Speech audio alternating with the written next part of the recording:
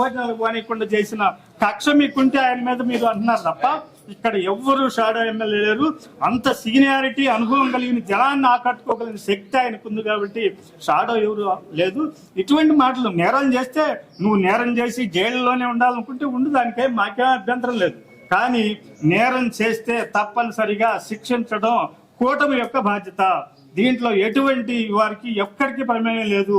ఇన్ని సంవత్సరాలు బట్టి దాదాపుగా 13 సంవత్సరాలు ముఖ్యమంత్రిగా 12 సంవత్సరాలు ప్రధానమంత్రిగా చేసిన ఆయన మీద ఒక్క కంప్లైంట్ కూడా లేదు. కానీ ఈ దేశంలో ఒక్క 5 సంవత్సరాలు నువ్వు ఎక్కడ చేస్తే అక్కడ విపరీతంగా కంప్లైంట్లు వచ్చి జనమంతా ఎదురు తిరిగి నిన్ను పారదాలుతుంటే ఎక్కడైనా సరే రెండోసారి గెలిచి నువ్వు ఈ మాట మాట్లాడు, అప్పుడు నీ మాటను గురించి ఆలోచిద్దాం. అంతవరకు నిన్ను అసలు పట్టించుకోవడం మానేసిన నియోజకవర్గంలో నువ్వెందుకు మళ్ళీ వచ్చి నీ మూలకంగానే భారీ మెజారిటీ, ఇటువంటి వాళ్ళ మూలకంగా భారీ మెజారిటీలు వస్తుంటే ఆ మెజారిటీ చత్తన పిల్లలు ఎప్పుడు రానంత మెజారిటీ కన్నా లక్ష్మీనారాయణ ఇక్కడికి వచ్చింది. మళ్ళీ నెక్స్ట్ స్టెప్ కూడా ఆయనకే ఇదే భారీ మెజారిటీ రాబోతుంది. కాబట్టి ఇటువంటి అవాకు చెవకులు పేలద్దు. నువ్వు పేలినందువలన జనం చేతిలో కూడా నువ్వు చేత్కరించబడతావు.